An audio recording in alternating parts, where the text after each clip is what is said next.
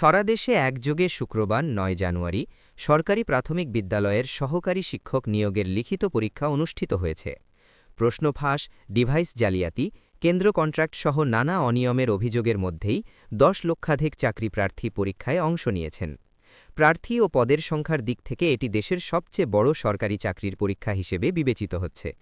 পরীক্ষা সংশ্লিষ্ট সূত্রে জানা যায়, সাধারণত পরীক্ষা শেষ হওয়ার ১৫ দিনের মধ্যেই ফল প্রকাশ করা হয়ে থাকে।